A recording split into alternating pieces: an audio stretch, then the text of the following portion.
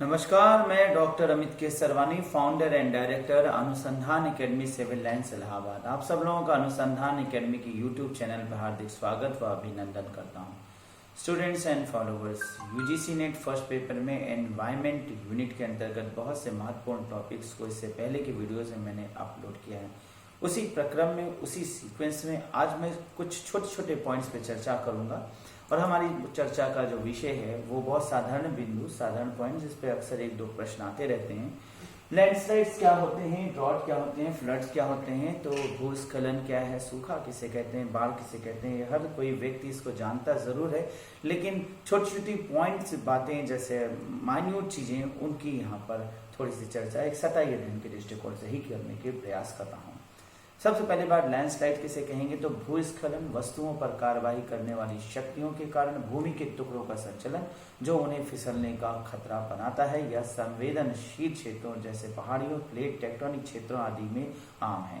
तो जनरली ये देखा जाता है कि किसी भी कारण से पृथ्वी के अंतर्गत विवर्तनीय कारण हो सकता है या पृथ्वी के अंतर्गत कोई भी प्रकार का उपपचयन, जिसके वजह से पृथ्वी के ऊपर की जो सतह है उसमें उतार चढ़ाव का आना और उसकी वजह से भूमि का कट जाना, भूमि का ढह जाना, ये सब कुछ इसके अंतर्गत रखा जाता है। भूस्खलन को प्रभावित करने वाले जो कारक हैं, factors that affecting landslide, that is गुरुत्वाकर्षण, ग्रेविटी, पानी या भारी वर्षा क्षेत्रों को फिसलन बनाती है, मिट्टी के बीच बल को कम करती है, इत्यादि इत्यादि, ये सारी चीजें। जब पानी की वजह से देखा जाता है कि जो किनारे के हिस्से हैं वो धीरे धीरे एक प्रकार से कटाव एरिया में आ जाते हैं और फिर कभी कभी जब हैवी बारिश होती है तो नदी के किनारे के क्षेत्र, समुद्री किनारे, वो काफी बड़े एरिया के साथ भी एक साथ पानी के अंदर समा जाते हैं, तो वो भी भूस्खलन या लैंडस्लाइड कहा जाता है। तो ज्यादा बारिश के तहत ये चीजें जरूर देखा जाता है।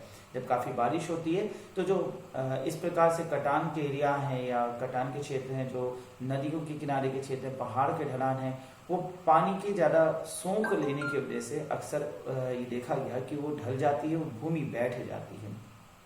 अभी हाल ही में चेन्नई में एक बड़ा भूस्खलन हुआ था जो काफी बड़ी वर्षा की वजह से देखा गया था, जो काफी बड़े पैमाने पे वहाँ के लोगों को हताहत करता है।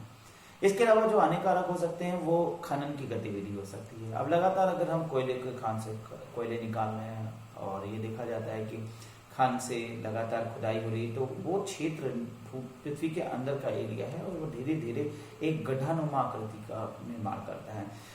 हाँ, इस पर वैज्ञानिक भी विचार कर ही रहे हैं। कई जगह ऐसा भी देखा जाता है कि जो पेट्रोलियम पदार्थों को हम लोग लगातार खींच रहे हैं तो वो पृथ्वी के गर्भ से बाहर लाया जा रहा है, तो वहां पर उस जगह पे वैक्यूम क्रिएट होना है, तो वो फिलहाल माना जा सकता है कि काफी पृथ्वी के गर्भ में है, लेकिन फिर भी उसका प्रभाव ये देखा गया है या ये हो सकता है कि उसके वजह से भी भूस्खलन हो।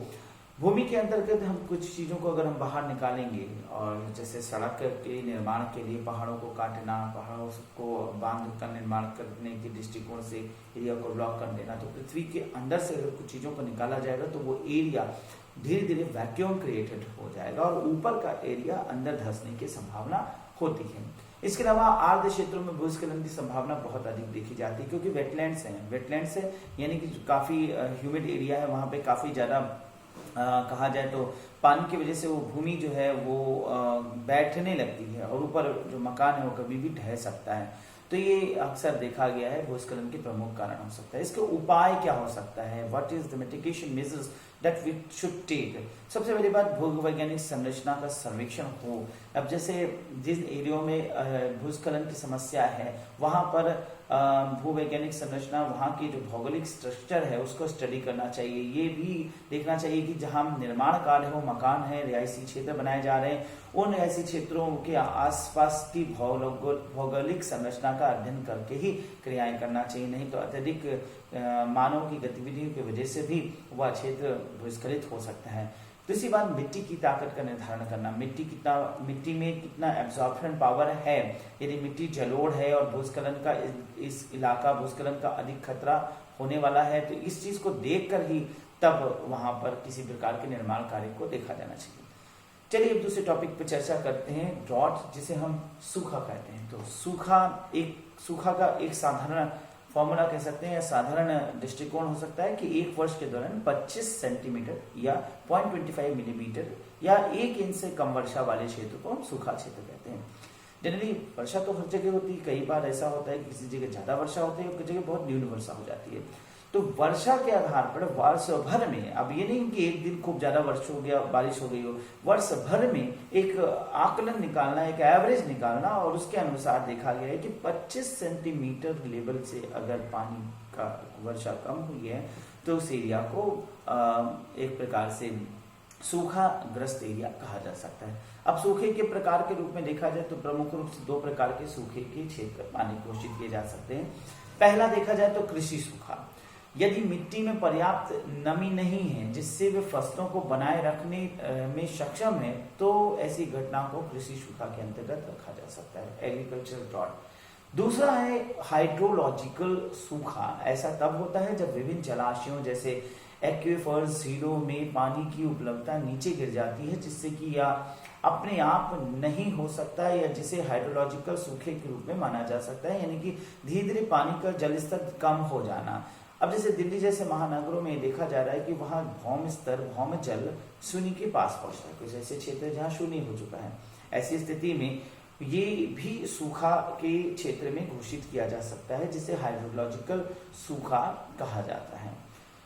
भारत में अगर हम सूखा क्षेत्र की बात करें तो राजस्थान, गुजरात, झांसी, दक्षिण पश्चिम पंजाब, पश्चिमी हरियाणा सहित रेगिस्तान और आसपास के अर्धशुष्क क्षेत्रों में 50 सेंटीमीटर से कम वर्षा होती है, लेकिन बामर और जैसलमेर जैसे क्षेत्रों में तो 20 सेंटीमीटर से ही कम वर्षा होती है। तो ये सारी चीजें देखा जाए तो प्रमुख रूप से राजस्थान, जो कि थार डेजर्ट के अंतर्गत आने वाला क्षेत्र है, उसे सूखा क्षेत्र रखा जा सकता है। चलिए अब तीसरे बिंदु पर चर्चा करेंगे, फ्लड। फ्लड का मतलब यहाँ पर एक प्रकार से बाढ़ है। किसी भी भूमि क्षेत्र के जल या जलमग्न जल को सामान्य रूप से जल से नहीं ढका जा सकता, मानव निर्मित और प्राकृतिक दोनों कारकों के कारण बाढ़ आ सकता है। बाढ़ के जो प्रकारों की बात करें तो नदी का बाढ़ या वर्षा में वृद्धि के कारण होता है जब नदी चैनल भारी मात्रा में पानी ले जाने में असमर्थ हो जाता है, जैसे मीठी नदी महाराष्ट्र की, तो जिसमें देखा गया कि 26 जुलाई 2005 को काफी बड़े पैमाने में बहुत बड़ा बाढ़ आया। इसी प्रकार से केरल में बाढ़ 15 अगस्त 2018 पर देखा गया। तो जब नदियों में उफान हो जाए, नदियों में पानी की जो लेवल है, पानी की जो क्षमता है कैरी करने की, वो कम हो जाए या बहुत ज्यादा पानी हो जाता है तो उसे नदी का बाढ़ कहते हैं।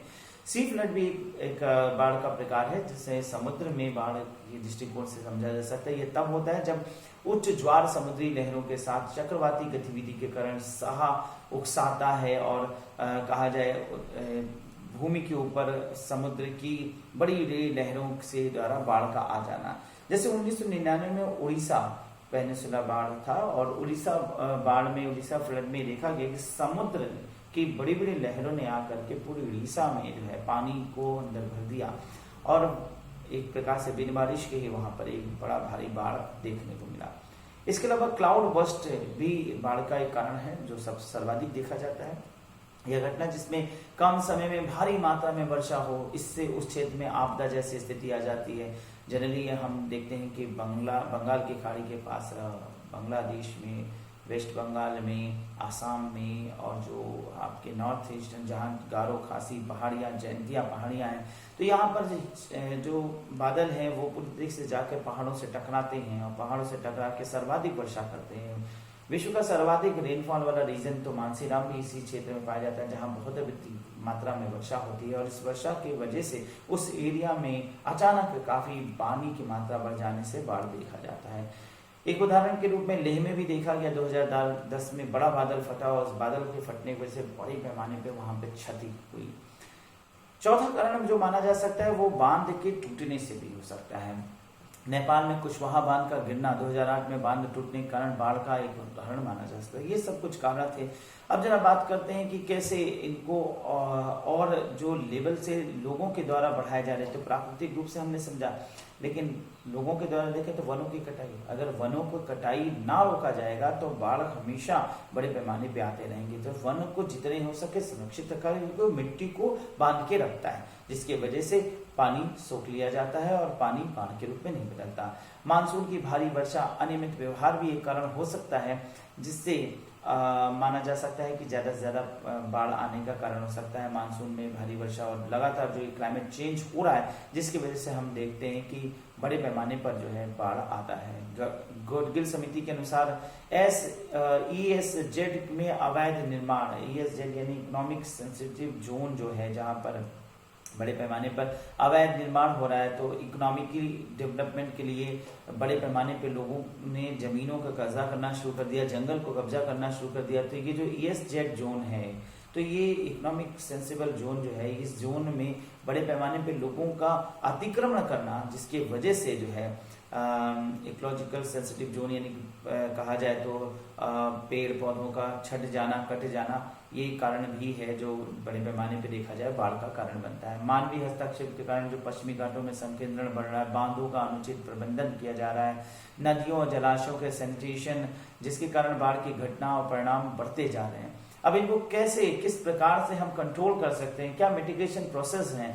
तो सबसे बड़ी बात, राज्य आपदा प्रबंधन प्राधिकरण का गठन किया गया, जिसके तहत राज्यों को यह अधिकार है कि वो जितना हो सके वो सक्रिय होकर के ESZ जो कहा जाए ESZ जोन है, यानी कि इकोलॉजिकल सेंसिटिव जोन है, उस पर कंट्रोल करे, उस पर मानव के अधिग्रहण को रोके। इसके अलावा बाढ़ के मैदान की सुरक्षा के लिए बड़े पैमाने पर वनीकरण हो, जितना हो सके वनों का प्रयोग किया जाए, वन लगाए जाए, नदी के किनारे और साथ औद्योगिकरण का प्रतिबंध लगाया जाए। सबसे बड़ा इंपॉर्टेंट कॉज है कि जो नदी के किनारे औद्योगिकरण हो रहा है वहां पर प्रतिबंध लगाया जाए, क्योंकि नदी की भूमि जो है वो बहुत सुरक्षित है, बहुत उपजाऊ भूमि है, लेकिन औद्योगिक गतिविधियों की वजह से मानो अपने लाभ के दृष्टिकोण से ऐसे एग्रीकल्चर भूमियों का भी प्रयोग करता चल रहा है, एग्रीकल्चर भूमि का क्षति होता चल रहा है, और ये एक प्रकार से बाढ़ को बलवती बनाती है। सो यहाँ पर मैंने आपको बहुत महत्वपूर्ण फैक्ट्स के रूप में बताया, 3 टॉपिक पे चर्चा किया, दैट इज लैंडस्लाइड, ड्रॉट और फ्लड। और आशा है ये वीडियो में आपको कुछ महत्वपूर्ण बिंदु मिले होंगे। जल्दी मैं कई और भी वीडियोज एनवायरनमेंट से रिलेटेड निर्मित करूंगा, अपलोड करूंगा। फिर मिलेंगे नए वीडियो के साथ, तब तक के लिए नमस्कार, धन्यवाद।